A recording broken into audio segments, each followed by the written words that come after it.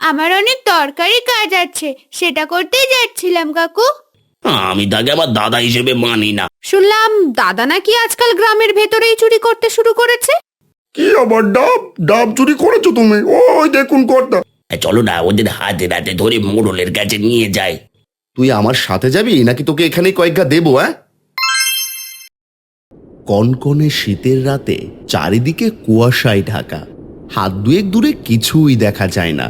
ঠিক এমন সময় ডাব গাছের নিচে মুখে কালো কাপড় দিয়ে দাঁড়িয়ে আছে একজন লোক। একটু ঠাউর করে গাছটির ওপরে তাকালেই আবছা কুয়াশা ভেদ করে অন্য একজন লোকের দেখা পাওয়া গেল। তাদের উদ্দেশ্য গাছের ডাব চুরি করা। প্রায় প্রতি রাতেই তারা দুজনেই কাজটি করে থাকে। এই ছোকরা, আর দেরি করিস না, শিগগির ডাব বার। ডাবের পুরো বাঁধাটাই পেরিয়ে আনবি, বুঝলি? আর একটা একটা করে ডাব বাড়তে কিন্তু অনেকটা সময় লাগবে। আর ভুল করেও ডাব নিচে ফেলবি না, নিচে ফেললে কিন্তু সমস্ত ডাবের জল নিচে পড়ে যাবে। এই তোমাকে রোজ রোজ এইসব কেন বলে দিতে হবে বলে তো দাদা? আমি কি আজ নতুন ডাব পাড়তে এসেছি নাকি? ডাব চুরি করতে করতে বুড়ো হয়ে গেলাম, আর তুমি এসেছো আমাকে ডাব পাড়ার কৌশল শেখাতে। যত সব। ঠিক আছে ঠিক আছে, কথা কম বলে কাজ কর দেখি। একটা বাধা পাড়তে এত সময় লাগে নাকি? গ্যাচান করে দুটো টান দিবি, পুরো বাধা কেটে হাতে চলে আসবে। তাহলে কাল থেকে তুমি গাছে উঠবে, আমি নিচে দাঁড়িয়ে থাকবো। শীতে আমার হাত পা কাঁপছে, কোথায় সেটা নিয়ে আফসোস করবে, তা না উল্টো কথা শুনিয়ে দিচ্ছে। তোর কিন্তু আজকাল বেশ মুখ চলছে, বেশ মুখ চলছে। সাবধান হয়ে যা বলে দিলাম, বেশি কথা বললে কাজ থেকে ছাড়িয়ে দেবো। এই দেখো, তুমি মিচে মিচে রাগ করছো কেন গো? ঠিক আছে, আমি হাত চালাচ্ছি। হ্যাঁ, তাই কর তাই কর, কেউ দেখে ফেললে বিশাল বড় বিপদ হবে। তখন সেই ঝামেলা সামলানো বিশাল মুশকিল হয়ে যাবে, বুঝলি? বলছি কি দাদা, ডাবগুলো কি সবগুলোই পেরে নেবো নাকি কিছু রাখবো? কার জন্য রাখবি? সবগুলো পেরে নিয়ে আয়। ঠিক আছে।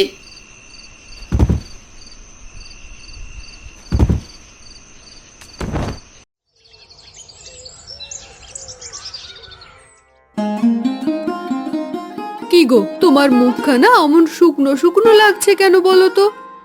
বুঝলে গিন্নি, ইদানিং বেশ চিন্তায় আছি। কি করব কিছুই ভেবে পাচ্ছি না গো। কেন, কি হলো আবার তোমার বলো তো?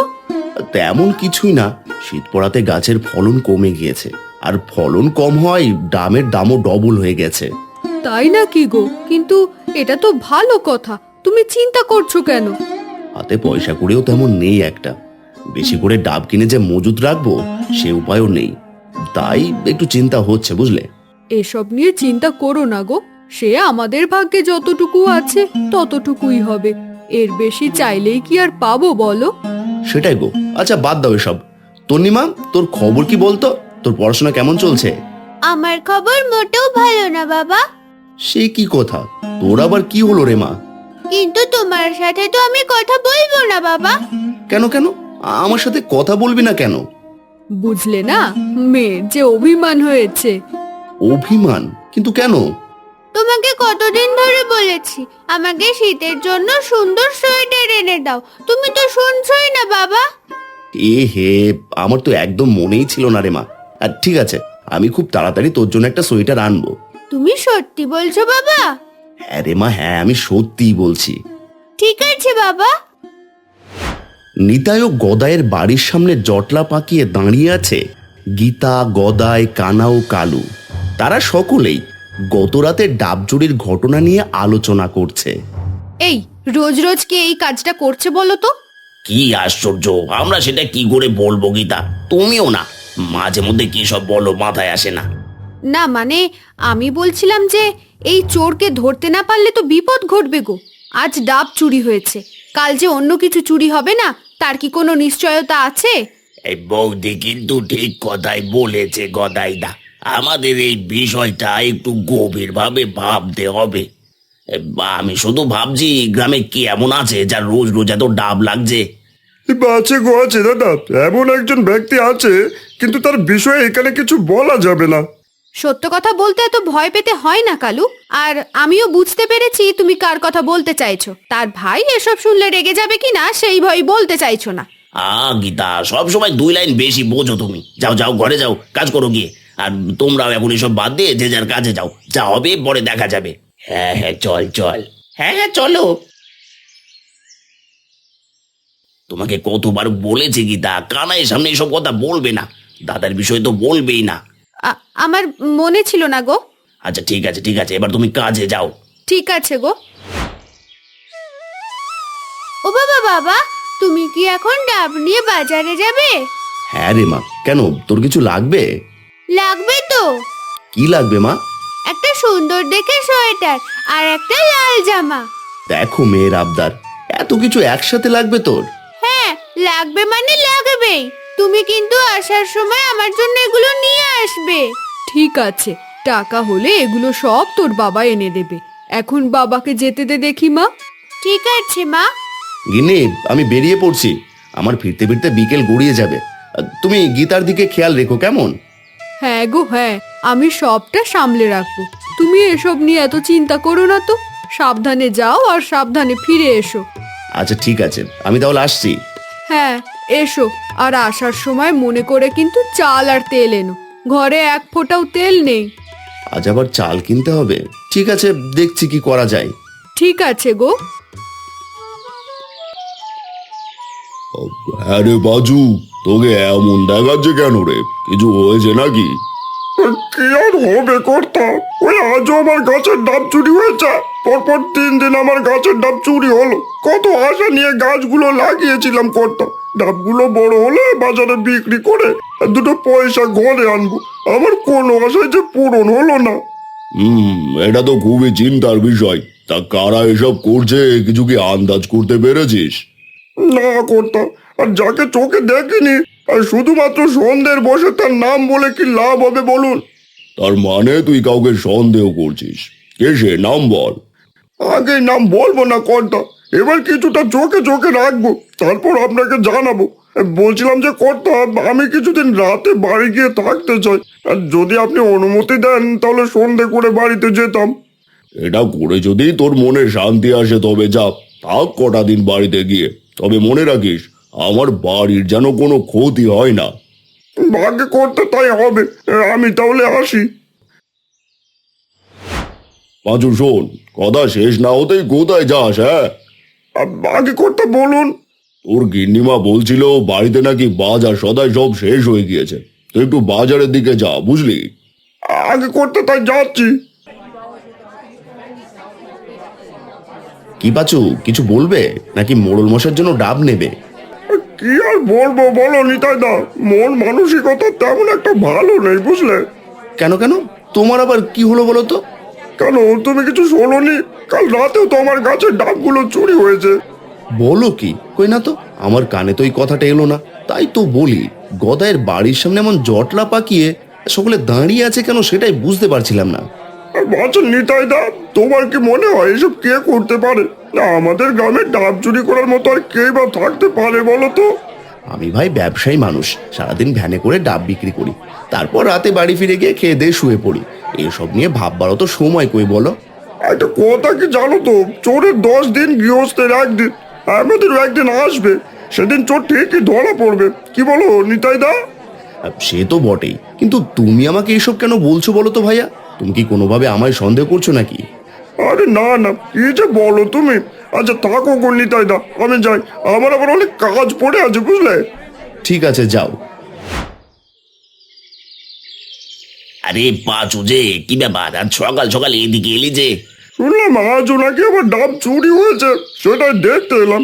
কদিন পর পর গ্রামের মধ্যে এসব কি শুরু হলো বলো দেখি কোথায়, আর কে করছে এসব?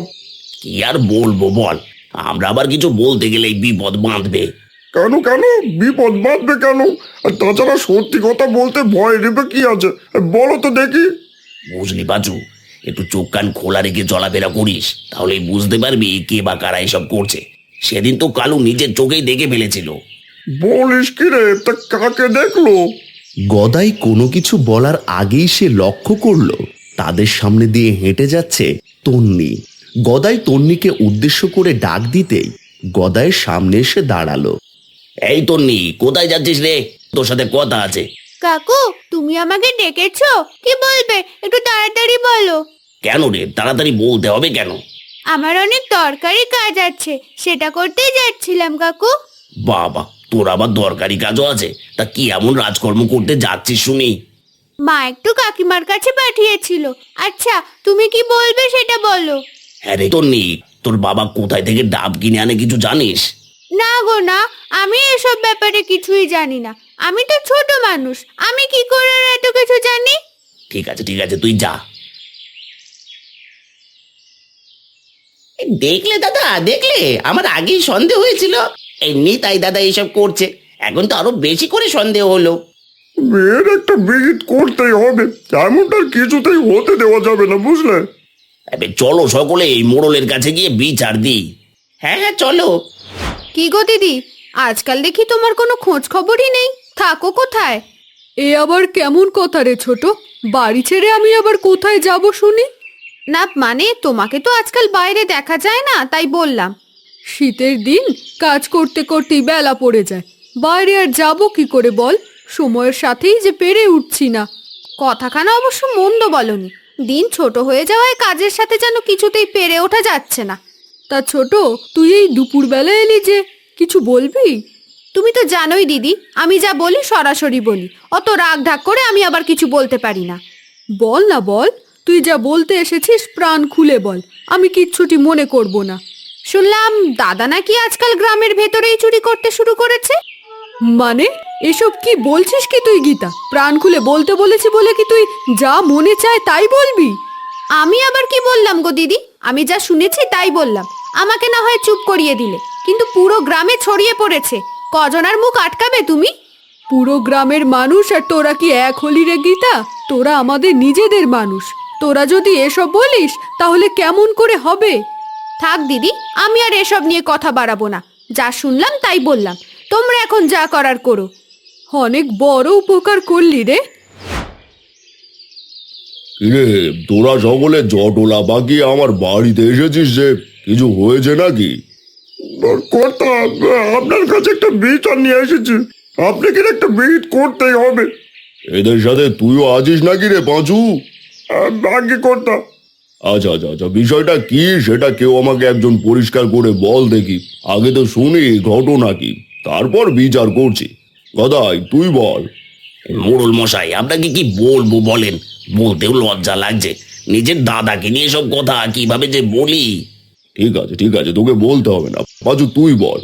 কর্তা, আমাদের গ্রামে যে এতদিন ধরে ডাব চুরি হয়ে আসছিল, আর সে আর কেউ নয়, গদের বড় দাদার নিতাই গতকাল রাতেও ডাব চুরি করেছে।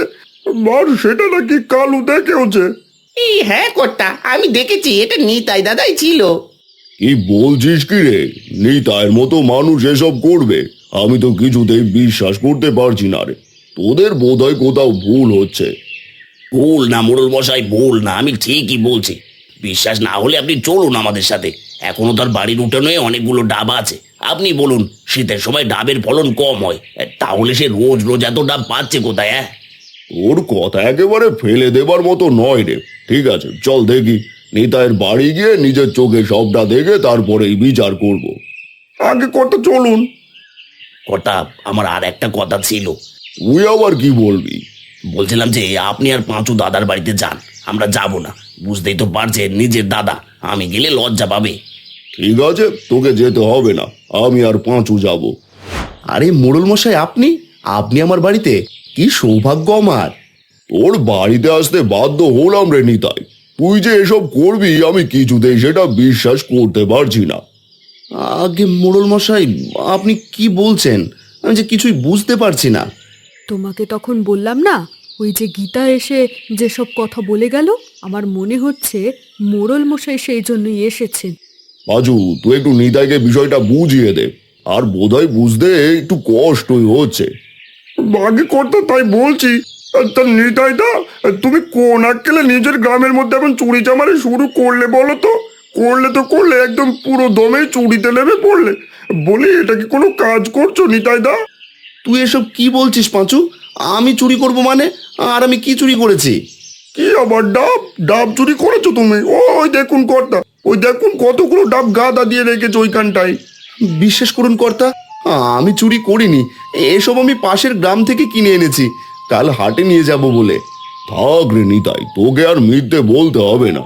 যা বোঝার আমি বুঝে গিয়েছি। তোকে আমি অনেক ভালো মানুষ ভেবেছিলাম রে, কিন্তু তুই আমার বিশ্বাসের এই প্রতিদান দিলি। ছি ছি ছি ছি ছি। আপনি ভুল বুঝছেন মোড়ল মশাই, আমরা চোর নই, খেটে খাওয়া মানুষ আমরা, অনেক কষ্ট করে সংসার চালাই।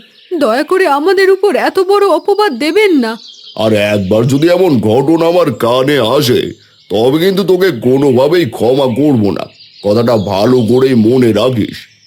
বিশ্বাস করুন মোড়ল মশাই, আমি এসব কিছুই করিনি। আমি তোর সাথে আর কোনো কথা বলতে চাইছি না। চল রে বাজু। আগে কর্তা চলুন। কয়েকদিন ধরেই চোরের অপবাদ মাথায় নিয়ে ঘুরতে ঘুরতে যেন ক্লান্ত হয়ে পড়েছে নিতাই। এবার সে নিজেকে নিরপরাধ প্রমাণ করার জন্য নিজেই গ্রামের ডাব গাছগুলোর পাহারা দিতে শুরু করলো। হঠাৎ করে একদিন রাতে নিতাই আর কানাই লক্ষ্য করলো পাঁচুর বাগানের ডাব গাছের নিচে গদাই দাঁড়িয়ে আছে। এরপর নিতাই আর কানাই আড়ালে লুকিয়ে তাদের কীর্তিকলাপ দেখতে লাগলো। নিতাই দাদা, দেখেছো গদাই ডাব চুরি করে তোমার নামে কিভাবে মিথ্যে অপবাদ জড়িয়ে দিয়েছে? সেটাই তো দেখছি রে কানাই, কিন্তু আমি তো এটাই বুঝতে পারছি না গদাই আমার নিজের ভাই হয়ে কিভাবে আমার সাথে এমনটা করতে পারলো। বুঝলে না নিতাই দাদা, হিংসে হিংসে সে তোমাকে হিংসে করে এমনটা করেছে। কিন্তু সে কেন আমার উপর হিংসে করবে? আমি ওর বড় দাদা, ওর কিছু লাগলে আমি সেটা হাসতে হাসতে দিয়ে দেব, তাহলে তার কেন এসব করতে হবে? দাদা বলছি কি, চলো না ওদের হাতে নাতে ধরে মোড়লের কাছে নিয়ে যায়। কিন্তু কানাই, কোনো কিন্তু না, সে যদি তোমার কথা চিন্তা না করে তুমি কেন তার কথা চিন্তা করবে শুনি? ঠিক আছে চল। কিরে গদাই, এত রাতে একা একা এখানে করছিস কে? তোদের বুঝি শীত করে না? আরে আমি একা কোথায়? ওই তো গাছের উপর কালু আছে। কিন্তু তুই একই দাদা কানাই, তোরা এখানে কেন? হ্যাঁ আমাদের দেখে এমন ভয় পেলি কেন? ভয় পেলি কেন? আর তোরা এখানে কি করছিস? কিরে কালু, তুই নাকি নিজের চোখে দেখেছিস আমাকে চুরি করতে, তা তুই গাছে কি করছিস? মানে দাদা, আমরা তো এমন ভাবে আমতা আমতা করে কিছুই হবে না। চল চল এই মুহূর্তে মোড়লের বাড়িতে চল। আমার ভুল হয়েছে রে দাদা, আমাকে তুই ক্ষমা করে দে। তুই আমার সাথে যাবি নাকি তোকে এখানেই কয়েক ঘা দেবো? ঠিক আছে চল। কালু, সারা রাত কি গাছেই থাকবি? শিগগির নেমে আয়, ওখানে থেকে আর কোনো লাভ নেই, বুঝলি? কানাই, তুই কালুকে ধরে নিয়ে আয়, আমরা যাচ্ছি। ঠিক আছে দাদা। মোড়ল মশাই, আপনি তাড়াতাড়ি বাইরে আসুন, আপনার সাথে আমার ভীষণ জরুরি কথা আছে। এগিয়ে নিতাই, এত রাতে তুই আর তোর সাথে গদাই কালু এরা কেন? আমি আপনাকে সেদিন এত করে বললাম মোড়ল মশাই আমি চুরি করিনি, কিন্তু আপনি আমার কোনো কথাই বিশ্বাস করেননি। উল্টে আমার ভাইয়ের কথা আমাকে দোষী করলেন। অথচ আজ দেখুন কি হলো, দেখুন। কি হয়েছে কি? আমি যে তোর কথার কিছুই বুঝতে পারছি না রে নিতাই। মোড়ল মশাই, আমি বলতে শুনুন, ডাবজোর নিতাই দাদা ছিল না, ডাবজোর ছিল আসলে গদাই আর কালু। ওরা এতদিন ধরে চুরি করেছে, আর সেই দোষ গিয়ে পড়েছে নিতাই দাদার উপরে। বলিস কি রে? কিন্তু কেন তুই এমনটা করলি রে গদাই? নিজের দাদার সাথে কেউ এমনটা করে? কেউ না করলেও আমি করি মোড়ল মশাই, আমি তাকে আমার দাদা হিসেবে মানি না। কিন্তু গদাই, আমার অপরাধটা কি সেটা তো বলবি। কারণ আমার মা তোকে বেশি ভালোবাসতো, সব সময় তোর কাছে থাকতো, আমি ডাকলে আসতো না। এমনকি মায়ের শেষ সম্বল ওই জমিটাও তোকে দিয়ে গেল, আর আমাকে কিছুই দিল না। তাই তোর প্রতি আমার ভালোবাসা আসে না রে দাদা, তোকে দেখলে আমার ভীষণ হিংসে হয়। আরে পাগল, এই কথাটা এভাবে মনের মধ্যে না রেখে একটাবার তো আমাকে বলতে পারতিস। তোর জন্য আমি সামান্য জমি কেন, সবকিছু দিতে রাজি রে ভাই। ওই জমিতে আমি কখনোই কোনো ফসল চাষ করিনি, আমি জানি ওটাই তোরও অধিকার আছে।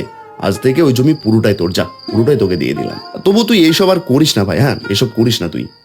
এবার আমি বুঝতে পেরেছি পুরো বিষয়টা। নিতাই, তুই আমাকে ক্ষমা করে দিস রে। আমি নিজের অজান্তেই তোর প্রতি অন্যায় করেছি, তুই আমাকে ক্ষমা করিস। এভাবে বলবেন না মোড়ল মশাই, আপনি আমাদের গ্রামের মাথা, প্রয়োজনে আপনি আমাদের শাসন করবেন, আর এটাই তো উচিত। তুই আসলেই অনেক ভালো রে নিতাই। আমি এখন আসছি মোড়ল মশাই, আর দয়া করে গদাইকে কিছু বলবেন না, সে ভুল করেছে, তাকে এবারের মতো ক্ষমা করে দেবেন। দাদা, তুই আমাকে ক্ষমা করবি না, আমি ভুল করেছি, নাদানি করেছি। তুই তো বড়, তুই আমাকে শাসন কর, তবু আমাকে ক্ষমা করে দে দাদা। ওরে পাগল, তোকে যে আমি অনেক আগেই ক্ষমা করে দিয়েছি। যাক, অবশেষে তোমাদের দুই ভাইয়ের মাঝে শান্তি ফিরে এলো, এটা আমরা ভীষণ খুশি। কিন্তু আমার কাছে বিষয়টা এখনো ঠিক লাগছে না। গদাই এত বড় একটা অন্যায় করলো, আবার আমার কাছে এসে তোর নামে মিথ্যে অপবাদ দিল। এর জন্য গদাই তো কিছু একটা শাস্তি অবশ্যই হওয়া দরকার। আপনি ঠিক আমার মনের কথাটাই বললেন মোড়ল মশাই। কথাখানা আমার মনের ভেতরে এসেছিল, কিন্তু বলার সাহস পাইনি। আরে নিতাই, তুই কি বলিস? গদাইকে কি ধরনের শাস্তি দেব তুই বল। আগে মোড়ল মশাই, আমি বলছি কি, খবরদার না, ক্ষমা করে দেবার কথা একবারও মুখে আনবি না। আমিও প্রথমে ভেবেছিলাম ওকে ক্ষমা করে দেব, কিন্তু পরে ভাবলাম গদাইকে এইভাবে ছেড়ে দিলে পরবর্তীতে সে আবারও এমন অপরাধ করবে। এখন তুই বল, তুই শাস্তি দিবি নাকি আমি দেব? তাহলে আমি বলছি মোড়ল মশাই, আগামী 2 মাস গদাই আমার ডাবের ভ্যান চালিয়ে নিয়ে যাবে, আর আমি ভ্যানে বসে বসে ডাব বিক্রি করব। গদাই, তুই কি বলিস? ঠিক আছে মোড়ল মশাই, দাদা যা বলেছে আমি তাই করব। ঠিক আছে, তোরা এবার যা। আগে মোড়ল মশাই। এরপর নিতাই ও গদাই খুশি মনে নিজেদের বাড়ি ফিরে গেল এবং সুখে দুঃখে একসাথে জীবনযাপন করতে লাগলো তারা 2 ভাই।